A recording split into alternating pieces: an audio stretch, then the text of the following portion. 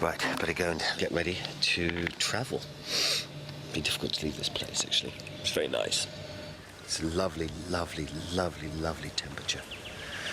Anyway, gonna get a shower, dressed, breakfast. Can't see the boat anywhere. Hiya. Can you take us this way?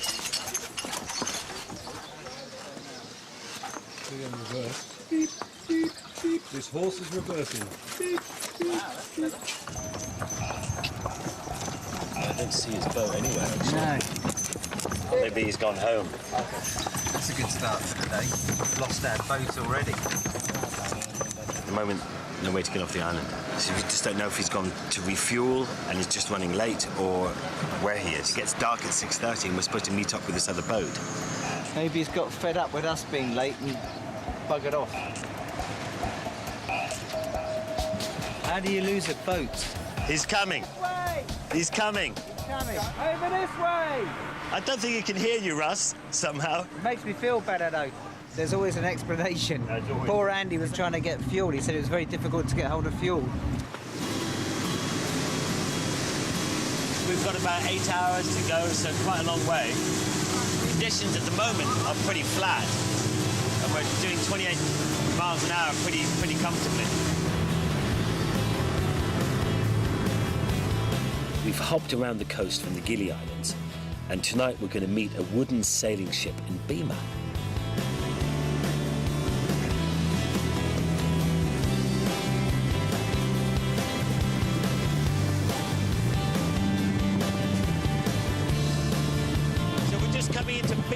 Just here, and 9 hours it's taken us to get here on this boat, and it's been kind of fun. It's been a long day outside. Worked on the nice tan though. Let's hope it's that one. I think it is that one. I hope it is.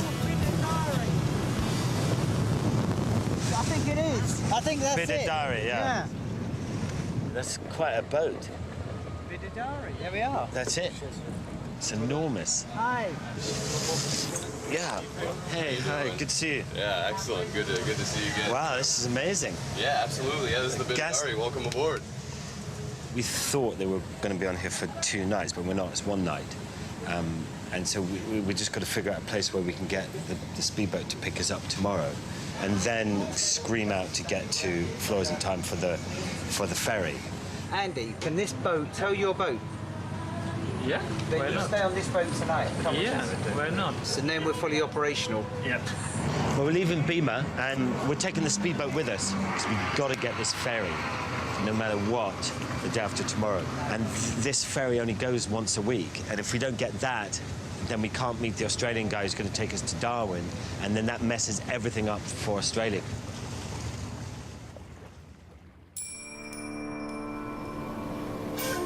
We are on this beautiful, beautiful boat this morning, and we are just heading up towards the Komodo Islands to go see the Komodo dragon. There's not many times in your life that you can say we're going to go and see dragons, but these are real dragons, and these are the only place in the world where they exist.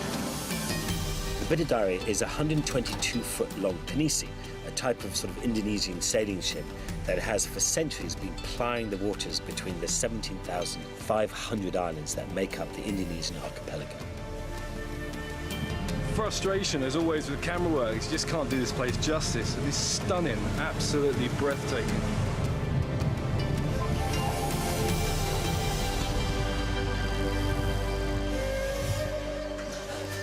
Hello. Morning. 60 bacteria in the saliva. So the Komodo goes up, bites the buffalo, and then follows it around for a couple of days while it slowly dies. Buffalo. Buffalo shit, yeah. Same all over the world, that looks. Yeah. These buffalo shit a lot, don't they? Bloody hell. It's like huge piles of shit everywhere. Oh, yuck. Just stepped in. Ooh, nice honk on that buffalo. There's a lot of monkeys there, isn't it? No, no, no, no, no dragons. A really big one just here, so we walked around the whole of this island, sweating our bums off. And it just happens to be one just sitting here.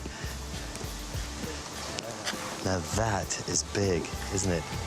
Look at the size. He's enormous, isn't he? It's beautiful. You can imagine how, when he's in the trees, how it just disappears. You can't see them, and then you bite the water buffalo and then just follow it around for a couple of days while it dies. Everyone sitting can eat like 20 to 40 kilos of meat. Pretty cool, huh? He's going for the toilets. Oh, he's got your bag, Russ. Is Russ in the bog? He's in the bog, yeah. They kind of walk very oddly, don't they? It's not the easiest looking walk, is it? Very nice. Hey, well done. You found us a dragon. Thank you very much. Dragons. I'm so glad we saw one. We were going to use the speedboat to get to Flores, the next island in the chain, where we were going to join up with Anne on the ferry. However, the ferry is delayed, so we've had to return to Bima to catch it there. We're chasing this boat to get on this boat now. So we're just going to nip ahead of it and then jump on the Tamalulu something. Hey, Anne, hello! How are you? Good. You getting cabin fever yet?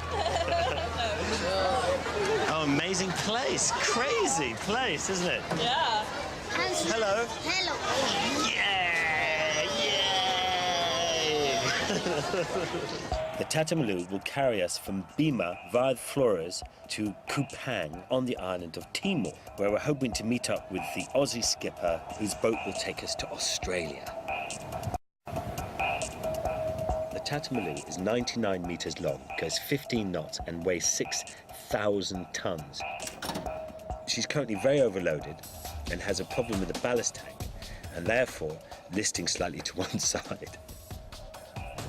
This is Flores, and we're going to stay here for, the captain's hoping, an hour, and then we're going to head on to Timor. But you hear about these Indonesian ferries that get overloaded, and it's a big thing in these islands. When the boat comes into town, it's a big party. Half the people that are going up onto the gangplank are just having a look around at the boat and getting on for no particular reason. And then before they set sail, they'll go off.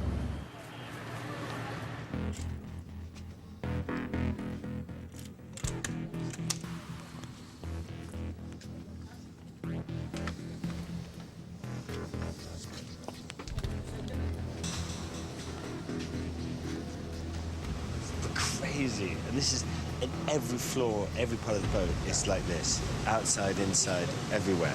Guess how many people should be on this boat, right? And how many people you think are on this boat.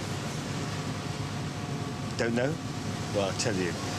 The legal limit is 998, and there must be at least touching 2,000 people on this boat, I reckon.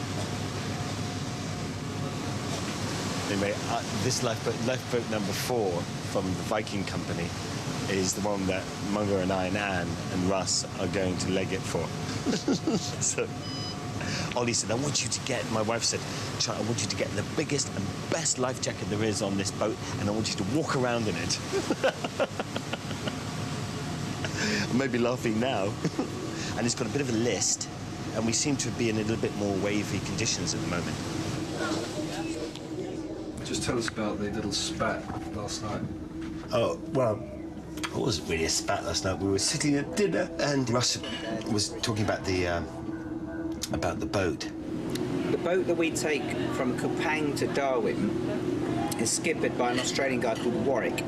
But, you know, we had been discussing this for weeks now. Well, I've been saying we've got to take it from the minute we booked it. You haven't have to do it. I got the hump with him, and I think he got the hump with me. I've got a responsibility for these two and you to try and make sure we have a boat that's safe to get across for 4 days to Darwin. Well, what's your problem, Russ? I'm just trying to make sure we have a safe boat. I've been making calls to people to get the reassurance that the boat's safe. Why are you getting so narky just now? I'm not, because you are. But I just said I heard weeks ago that I heard all that weeks ago, and I'd already made my decision and wanted to go. So that was fine.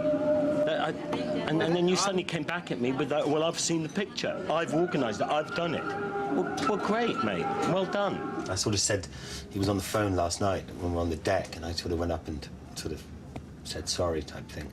But I think you're going to have these spats every so often just because you're travelling with each other for so long, you know? I've decided that I'm not going to go on the boat because I want to have a few days on my own, getting a bit stir-crazy all travelling together. And so I'm going to go over to, what's it called, Darwin, by plane.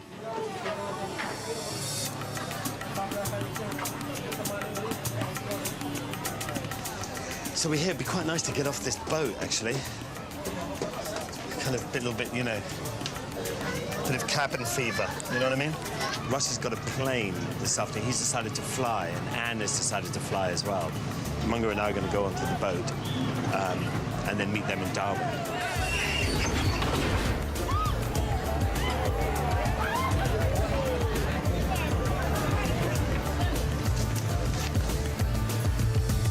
That's the one just there. Wow, beautiful. Well, I think you've got to do it, man. Oh, definitely do it. But I mean, yeah. you're saying 6 days, Warwick? I reckon it'll be 6 days. Tide and Wind and all that shit. tide and time. Don't wait for Charlie. See you guys. Yeah, we're off, man. 6 days. This boat is made out of ironwood, which they call ulin.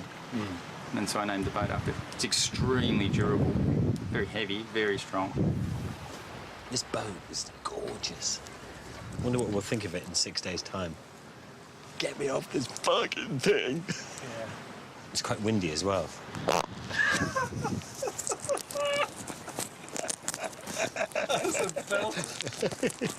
I almost touched cloth there as well. I was trying so hard.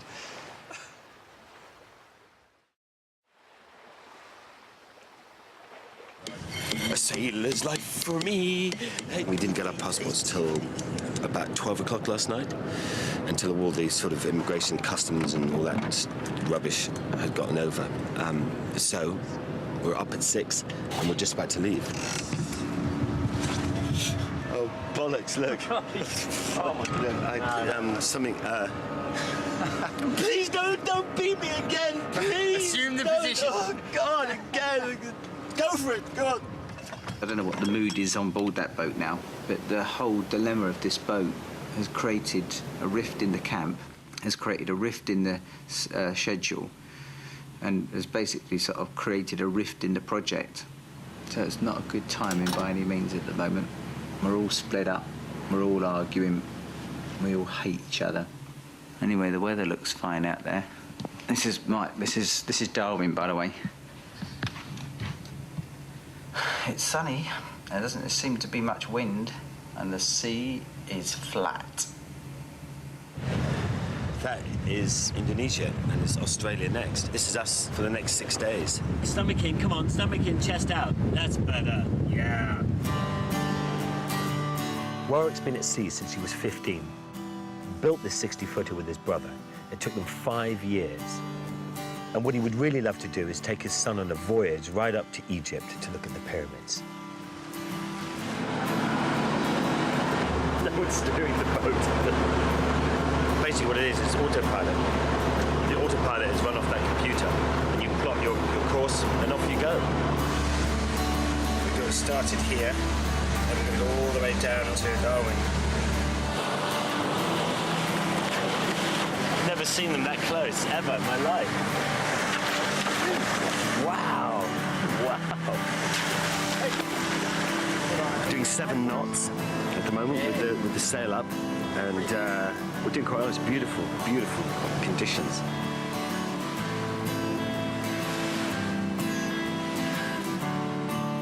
We're sailing up the north side of Timor to shelter as long as possible from the bad weather between Timor and Australia.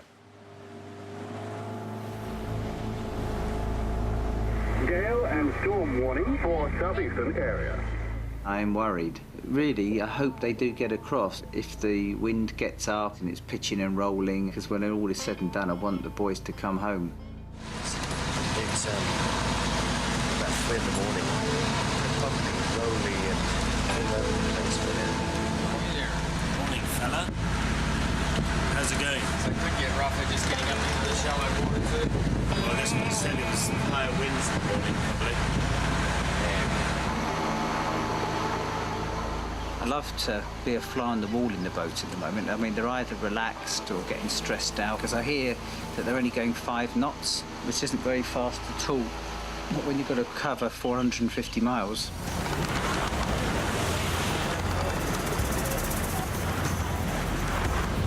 love the day.